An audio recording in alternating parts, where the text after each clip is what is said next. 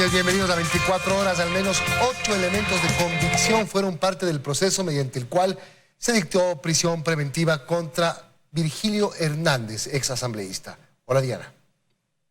Hola, Milton, amigos, buenas noches. Hay chats de su teléfono y también el testimonio de un funcionario de la prefectura de Pichincha. Tuvimos acceso al expediente del proceso y esto fue lo que encontramos.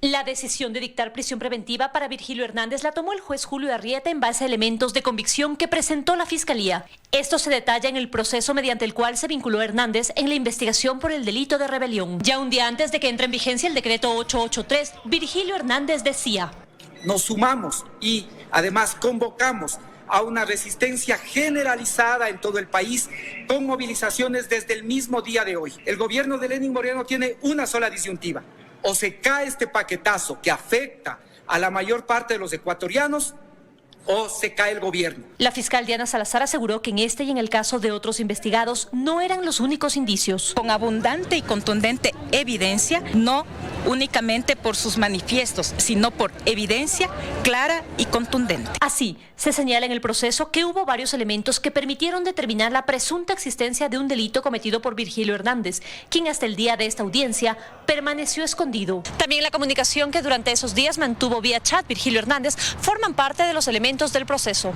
Entre los chats que forman parte de la investigación consta uno con alguien identificado como Roberto. Él dice: ya le paso a la jefa. A lo que Virgilio Hernández contesta: bueno, estoy saliendo de la reunión, me dirijo al sur. Reunión en la prefectura a las 15 horas, porque si no se complica. Que no dé papaya. También hay un chat con Gaby. Virgilio le dice: se tomaron la asamblea. El lugar más seguro para la reunión es la prefectura. En otro chat con MD, una persona identificada como Hugo Veloz pone: utilizo el número de Virgilio Hernández. Llama desde Santo Domingo de los Áchilas y pregunta cómo está. Aplica para viajar a Quito. Coordine con Cristian González. En otro, con quien se identifica como tío de Diego Ibarra, este le escribe: llamo desde Pedernales. Pregunta, ¿cómo está? Y Virgilio Hernández responde: en Quito la cosa está fuerte. Que la gente en todo lado se pare bien. Él le dice: la gente está reunida y pendiente de las noticias. Con HD, Virgilio dice: el objetivo es que el gobierno debe irse. Vemos que la dirigencia indígena está jugando a que solo baje las medidas. Y le pregunta: ¿podré quedarme en la casa en el centro? HD le contesta: sí hay. Anda al centro Leonidas. Ya llamo a Marco para que te facilite una habitación. Después, HD se identifica como Edwin Oña y le escribe: en las redes indican que Lenín Moreno está escondido en la Balbina. Confirma si es verídico. Ese día, a las 11 de la noche, se produjo el intento de ingreso violento a la Balbina, que terminó en enfrentamientos.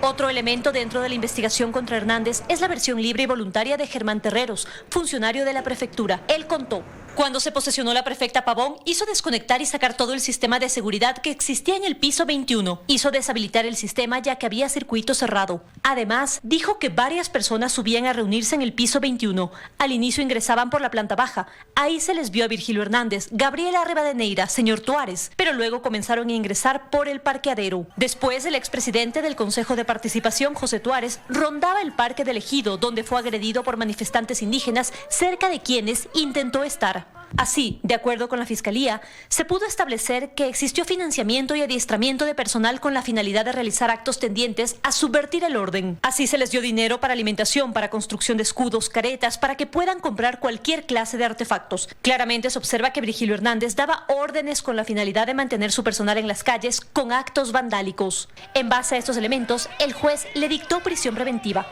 A ello se sumó que se mantuvo escondido y que con su abogado, de forma curiosamente inexperta, no presentaron los arraigos correspondientes y lo que entregaron lo hicieron solo en copias simples. En Quito, María Gracia Acosta, 24 horas.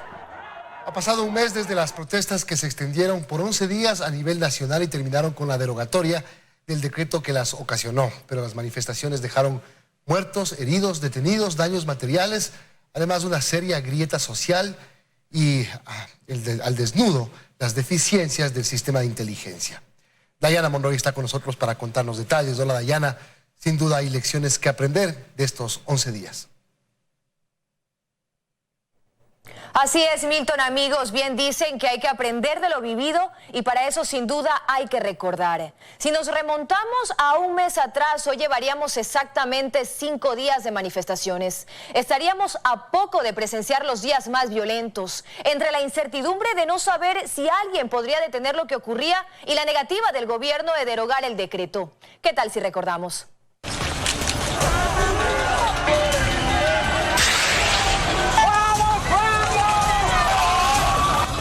El miércoles 2 de octubre, pocos se habrían imaginado que el país iba a terminar así. Firmado el decreto que libera el precio del diésel y de la gasolina extra. Ese día escuchamos hablar por primera vez del decreto 883, que eliminaba el subsidio a los combustibles y de inmediato las reacciones. No habrá movilización para todas las modalidades. Pese a la convocatoria y a que el país el 3 de octubre amaneció sin transporte público, tampoco en aquel entonces era predecible lo que iba a pasar. Y menos cuando esa noche los transportistas informaron que se terminaba el paro. De nuestra parte se termina la medida de hecho. Pero ellos lo dieron por terminado, no el otro grupo que también convocó a las calles. Para el movimiento indígena no había acuerdo, mientras haya decreto, por lo que su llamado seguía en pie. En el punto central es derogatoria el decreto ejecutivo 883. Estudiantes y trabajadores se tomaron las calles de Quito, mientras indígenas se movilizaban. En la asamblea, algunos legisladores correístas intervenían con posturas radicales, incluso para los protestantes. Avanzar hacia la destitución del presidente Moreno. El movimiento indígena lo que buscaba era derogar el decreto, y su fuerza, hace mucho no vista, no tardaría en mostrarse. Se decretó estado de excepción, pero eso no detuvo la llegada de más manifestantes, tampoco la toma de repetidoras de medios de comunicación. No, Dios mío, ¿pero por qué? Ni las impactantes imágenes de saqueos en Guayaquil. Se bloqueó decenas de carreteras, sobre todo en la Sierra Central. El fin de semana del 5 y 6 de octubre parecía que la situación había mejorado, pero no, pues se tomaron pozos petroleros en Sucumbíos y en Orellana. Una dura represión llegaba por parte de los policías para contener a los manifestantes, que trajo a su vez reacciones violentas.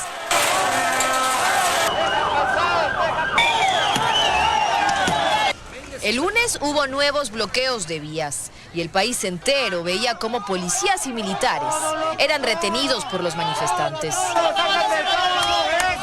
Observamos a uniformados en sus motocicletas siendo obligados a marchar entre indígenas, a militares retenidos, a carros de la policía destruidos y hasta tanquetas en llamas. Los milicos, pilas. Mientras, la respuesta estratégica del gobierno fue cambiar su sede a Guayaquil. Y fue una decisión tomada justo a tiempo, pues más indígenas llegaban a Quito sorteando el control militar. Durante su camino se dieron actos vandálicos en empresas de lácteos y florícolas. El Palacio de Gobierno seguía cercado. Quito era campo de guerra. A ratos los manifestantes parecían dar tregua, pero simplemente tomaban fuerza para otro día más de protesta. El martes un grupo de indígenas ingresó a la asamblea y casi a la misma hora grupos vandálicos llegaron a la Contraloría. En el primer espacio solo a tomarse fotografías en señal de victoria. En el segundo, a destruir lo que encontraron. Los medios también fueron foco de ataque por parte de manifestantes e incluso de la policía. ¡Salvajes! Y ya se hablaban de los primeros muertos, aunque el gobierno no daba cifras aún. También se acusaba a policías del ingreso de gas lacrimógeno en 2 universidades, donde descansaban los manifestantes, incluidos niños. En Guaranda, mujeres encabezaban las marchas. Los indígenas se tomaron la gobernación de Bolívar y permanecieron durante 3 días allí. También la gobernación de Chimborazo. Y con la intención de separarse de los actos vandálicos, la CONAIE avanzó a la capital, pero de forma pacífica, dejando claro también que el correísmo no tenía nada que ver con ellos. Y llegó el 10 de octubre. Todo el país vio en televisión nacional a policías y periodistas retenidos frente a una multitud que a unos les hacía responsables de muertos y heridos. Y a otros les pedía transmisión en directo de lo que ocurría. Lo que pasó en la Casa de la Cultura no terminó bien. Terminó con policías humillados y con un periodista sangrando en el suelo. Todo esto mientras se advertía que pronto iban a ser más. Indígenas y guerreros amazónicos llegaron a Quito, al igual que el día más crítico de las protestas. El día 11, el 12 de octubre. Ese día se dio el ataque a la Contraloría. Al menos 30 personas ingresaron al lugar destruyendo documentos e incendiando el edificio. Esto para el gobierno confirmaba su tesis de la existencia de grupos organizados que buscaban desestabilizar al país. Ese mismo día, solo horas más tarde, el ataque fue a Teleamazonas y a Diario El Comercio. Las dos primeras intervenciones estuvieron advertidas, pero aquel día hubo al menos 250 emergencias simultáneas, donde la policía tuvo que actuar, sostienen desde el Ministerio de Gobierno. Se tomaron las antenas de transmisión en Tungurahua, atacaron la central hidroeléctrica Paute y líneas eléctricas. El nivel de violencia se desbordó, se destruyó el centro de Quito. Y ni siquiera se respetaron las ambulancias. Con el país en estas condiciones, el presidente decidió decretar toque de queda. Los indígenas lo acataron y no salieron de la Casa de la Cultura y de las universidades que se habían convertido en refugio. Esa noche, una irónica coincidencia hizo que un país se manifieste junto. El cacerolazo. Algunos lo atribuyeron a una expresión de quienes querían paz en el país. Otros, a quienes también querían paz, pero con dignidad, decían, asegurando que esto llegaría con la derogatoria del decreto. Una coincidencia que tal vez advertía lo que pasaría al día siguiente. Pese a que cuando se terminó el toque de queda se volvieron a cerrar vías, por primera vez se hablaba de un diálogo. Ese proceso tiene avances y espero darles pronto buenas noticias. Y vimos luego de 6 muertos, 1.507 heridos y 1.330 detenidos, a indígenas y gobiernos sentados en la misma mesa. Esa noche retornó la calma. Excelente resumen, Dayana. Pero bueno, aquí la pregunta es, ¿y esa calma tiene fecha de caducidad? Pues como sabemos, Milton, aún no hay decreto y más allá de si el caos podría regresar o no, queda la incertidumbre de si esa deficiente inteligencia militar y policial estará advertida. Pero sobre todo si esa apertura al diálogo nacional que lleva adelante el gobierno y que incluye algunos sectores indígenas, bastará para que esa paz sea una paz duradera que pueda llevarnos hasta las elecciones del 2021. Ya el tiempo dirá. Tú sigues con más, Milton. Así es, el tiempo lo dirá. Gracias, Dayana.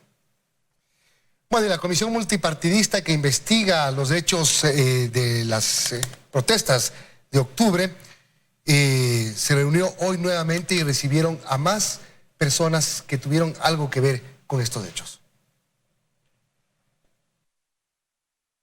Se relacionaron con el paro nacional que golpeó al Ecuador en octubre. Ellos llegaron hasta la Comisión Especial Ocasional Multipartidista que investiga los hechos en la Asamblea Nacional. Y aunque la presidenta del Consejo de la Judicatura se excusó y no asistió, sí hablaron de los sucesos, entre otros, el alcalde de la ciudad, Jorge Yunda. Nunca tomamos ninguna posición. Era muy delicado para el alcalde de la capital de los ecuatorianos tomar partido en esos difíciles momentos. Los legisladores le preguntaron si durante esos días de manifestación mantuvo contacto o coordinó cosas con la prefecta de Pichincha, Paola Pavón. No tuve ninguna reunión, no tuve ninguna conversación. También dieron su testimonio varios policías que resultaron heridos durante las manifestaciones. Nos sacaron por las paredes, nos agredieron con palos, con piedras, incluso nos manosearon, nos llevaban como trofeos manifestando que nos iban a matar. Fue tanta la agresión que nos lanzaron objetos y en ese momento recibí el impacto de una piedra en el ojo izquierdo. Y acudió, con la seguridad que lo custodia,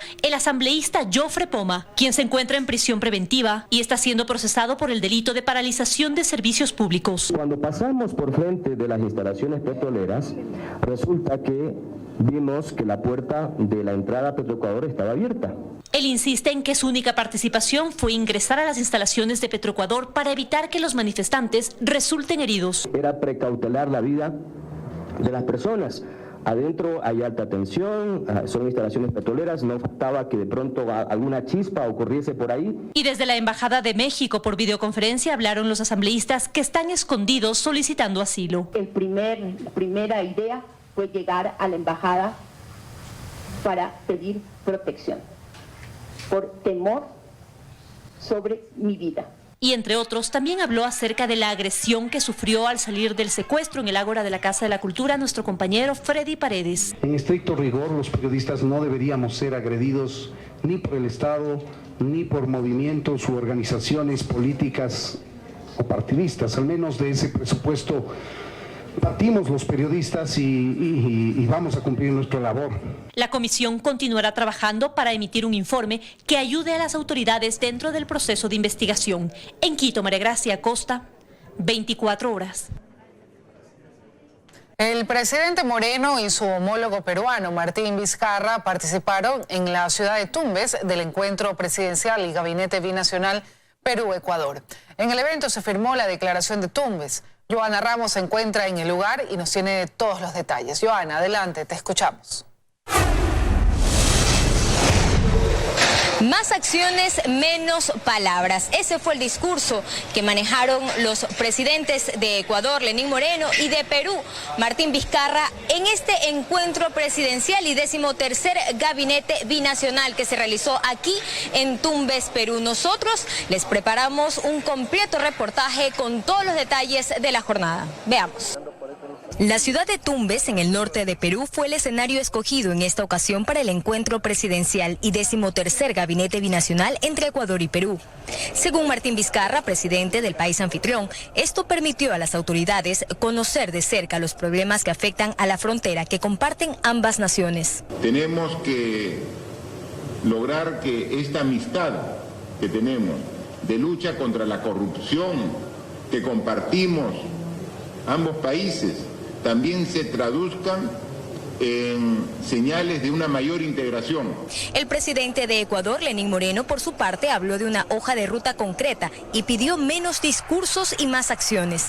Esto en referencia a un grave problema ambiental que compromete a los dos países, como lo es la contaminación de la cuenca Puyango-Tumbes. Hay algunas que tienen mayor premura, por supuesto, como el tema de Puyango-Tumbes, a la cual vamos a dar muchísimo más empeño. Esta querida provincia de la queridísima República del Perú pues tenga acceso al agua que merece. En el gabinete binacional, los ministros de ambos países firmaron acuerdos, entre ellos los de trabajo para establecer una identificación y formalización laboral para evitar la explotación.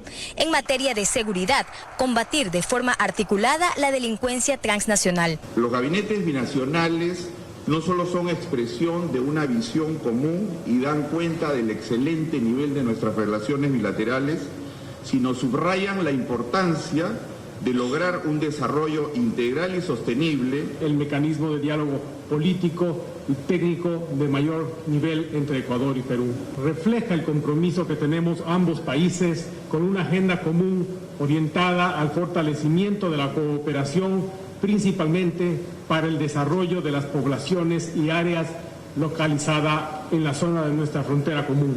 Se habló también de la necesidad de impulsar los ejes de conectividad entre ambos países. El evento terminó con la suscripción de la declaración presidencial de Tumbes y la foto oficial. El próximo encuentro presidencial y gabinete binacional se realizará el próximo año en Ecuador. Ahí se analizará el nivel de cumplimiento de lo acordado hoy aquí en Tumbes. Muy buenas noches. Más noticias. La pugna entre pescadores artesanales e industriales continúa en Puerto Bolívar, en la provincia del Oro. Durante los últimos días se han registrado fuertes enfrentamientos en el mar. Los artesanales insisten en que barcos de gran tamaño invaden sus millas de pesca. El tema se ha salido de control y lo que se vive en el mar parece una guerra entre pescadores artesanales e industriales. Nuevamente Puerto Bolívar, en la provincia del Oro, es el escenario de esta pugna. En este video grabado el pasado miércoles en el Golfo de Jambelí, cerca de la isla San Gregorio, se puede observar a una veintena de embarcaciones artesanales que rodean a uno de los barcos conocidos como bolicheros. Los pescadores artesanales cortan sus mallas, les prenden fuego.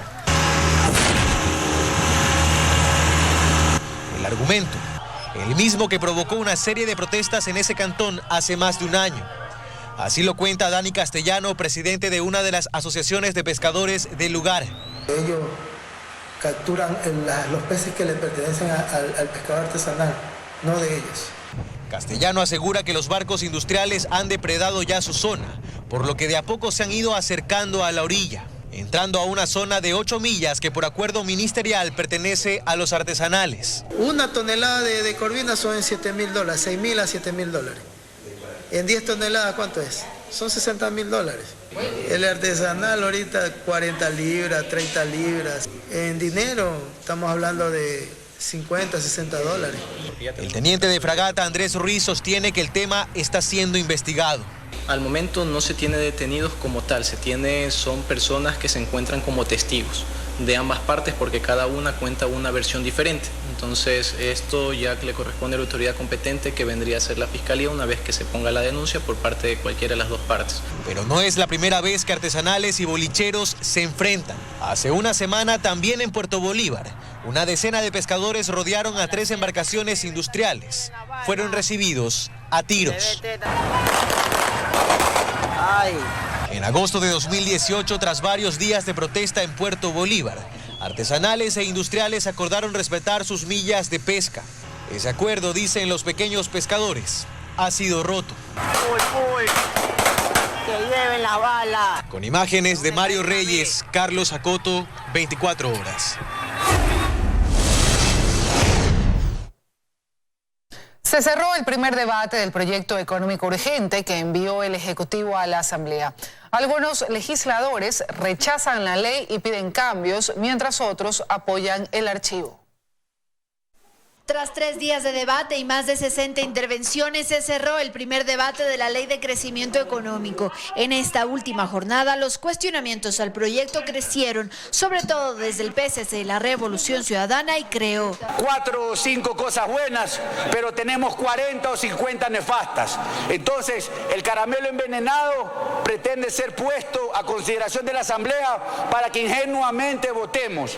No se puede caer en el juego de aprobar una cosa, un artículo bueno de esta ley, si es que existe el riesgo de que el presidente con su veto mande algo que luego aquí no va a poder ser rechazado. Desde Pachacuti dicen se debe archivar esta ley. Y que el Ejecutivo vuelva a presentar una nueva propuesta de ley con reformas independientes a cada uno de los cuerpos normativos. Serían 64 los asambleístas que apoyan el archivo y que no quieren que el proyecto pase por el Ministerio de la Ley. Ante esto, el oficialismo les respondió. Pareciera que fuéramos una hamburguesa, porque no sabemos quién pone el pan, quiénes aportan con la buena carne y quiénes aportan con la lechuga, el tomate y los aderezos.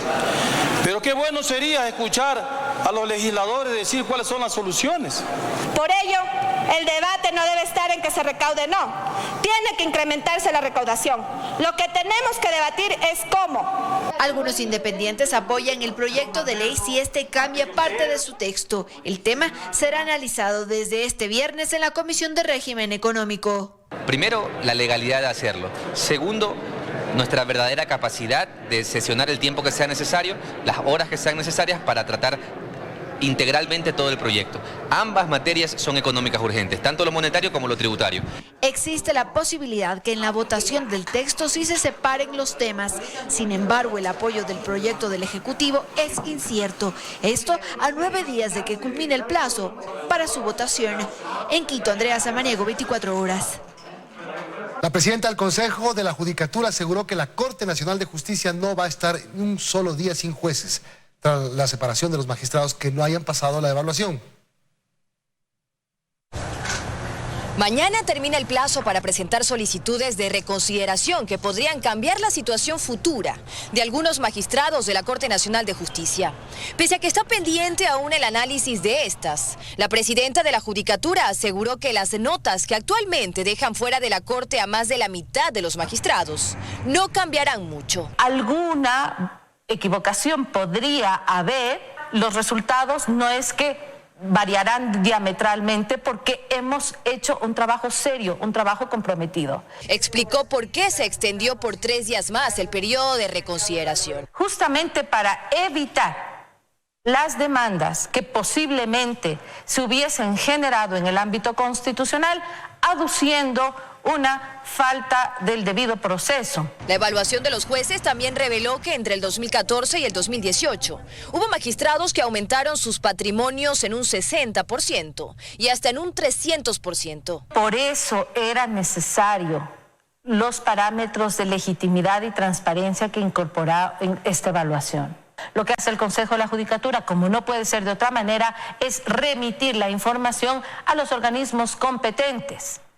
Servicio de Rentas Internas, Superintendencia de Compañías, Superintendencia de Bancos. Pese a que la Judicatura estableció 15 días de plazo como transición, la presidenta aseguró que los juzgados no se quedarán ni un solo día sin magistrados. Los jueces de cortes provinciales que serán designados como temporales, aparte de cumplir con los requisitos para ser juez de corte nacional, deberán tener experiencia en sus cargos y un buen récord disciplinario. Además, la presidenta del Consejo de la Judicatura reiteró que la designación de los jueces definitivos de la Corte Nacional de Justicia podría tardar al menos 10 meses. Y esto tiene un motivo.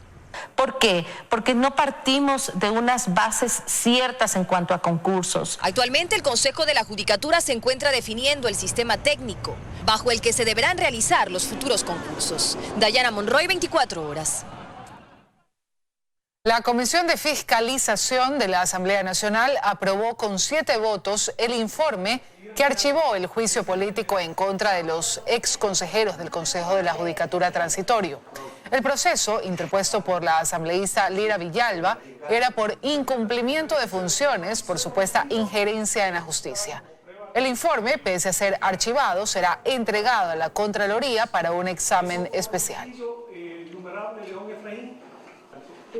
Por unanimidad, el Tribunal Penal de la Corte Nacional de Justicia negó el recurso de apelación y ratificó la prisión preventiva contra Rafael Correa, Jorge Glass, Vinicio Alvarado, Walter Solís, Yamil Mazú y Kai Runguo, procesados por el caso Sobornos 2012-2016. Los mencionados están acusados de cohecho, asociación ilícita y tráfico de influencias en el manejo de fondos de campaña de Alianza País y en la captación de dinero de empresas a cambio de contratos.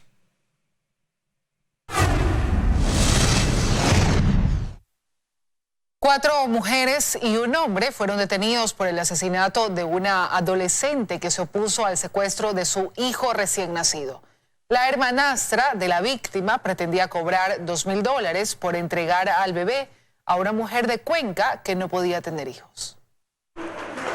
Van 5 detenidos ya en el caso de asesinato de una adolescente madre y el secuestro de un niño recién nacido en la cooperativa Sergio Toral. La primera fue Iris Castillo, hermanastra de Laura Oxisa, quien habría negociado el $2.000 al hijo menor de la víctima. Se detiene a alias Gigi y esta refiere que el menor había sido raptado por 2 personas que habían ingresado al domicilio. Son alias Kevin y alias Brian, los presuntos victimarios de Adriana Roxana Riera 11, de 17 años de edad, quien fue encontrada por su conviviente amaniatada y apuñalada en el pecho, las piernas y la espalda en el baño de su casa. Una vez que se apoderan del infante, toman un taxi, avanzan hasta la estación de la entrada de la 8, donde les estaba esperando otro vehículo que se desplazan hasta la ciudad de Cuenca. La policía aún está tras la pista de estos 2 individuos, pero en horas de la madrugada dio con el paradero de 3 mujeres que estaban con el pequeño en una vivienda de la capital Azuaya. Y se detiene a 3 personas de sexo femenino que se encontraban en custodia del menor. Una de ellas es quien, por no poder tener hijos, contrató a Iris Castillo. Las 3 mujeres serán procesadas en Azuay por el delito de secuestro que podría acarrearles una pena privativa de libertad de 7 años. Para Iris Castillo podría ser la máxima. Quinto detenido es el hombre que condujo el taxi que desde la entrada de la 8 en el noroeste de Guayaquil trasladó al niño de 10 días de nacido a Cuenca. Sobre la situación del infante, la policía precisó que una vez recuperado fue llevado a una casa de salud donde permanece en el área de pediatría. El niño está sufriendo de una enfermedad, lo cual está en buen recaudo para posterior pues ser trasladado a su respectivo hogar con su padre. Luisa María Heredia, 24 horas.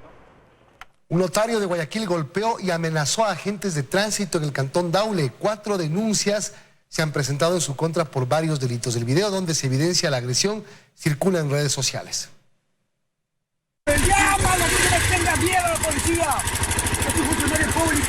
Igual será investigado por el delito de intimidación y ataque y resistencia y podría ser sentenciado a una pena de hasta 9 años de cárcel. Pues su falta de respeto fue más grave que la contravención en la que el sancionado incurrió y sospechosa, porque dicen que el pez muere por su propia boca. Se trata del notario 77 de Guayaquil, Elvis Rivas. Todo ocurrió el miércoles 6 de noviembre, durante un operativo de control de citaciones en el kilómetro 41.5 en el sector de Magre, en el cantón Daule. Es que un oficial nuestro para a un bus que tenía capacidad para 15 toneladas. Este conductor tenía una licencia tipo B, tipo Sportman. Esta persona hace varias llamadas y después de 15 minutos aproximadamente se acerca a esta persona que dice que es notario. Esta tarde, el gobernador del Guayas y el director ejecutivo de la Comisión de Tránsito del Ecuador comparecieron en la Fiscalía de la Merced, colocando la denuncia también contra el notario. Estamos haciendo lo propio en el Consejo de la Judicatura, en el cual estamos pidiendo la destitución del cargo de este mal funcionario, la prisión preventiva y la prohibición de salida. Para este viernes, el fiscal César Peña sitúa al notario para que rinda su versión en la Fiscalía de Daule. Pero la insensatez no solo es patrimonio de las vías del Guayas. En la capital también se registró un hecho igual de vergonzoso. El pasado mes de octubre, cuando un taxista bofeteó a un agente de la ATM. Y hasta aquí tenemos que empezar a respetar a la autoridad. Al final, el notario Elvis Rivas enfrentará varios procesos. Sin embargo, a la comunidad le gustaría que este tipo de acciones no lleguen a mayores y que a la primera falta de respeto a la autoridad se someta al irrespetuoso. Catalina García, 24 horas.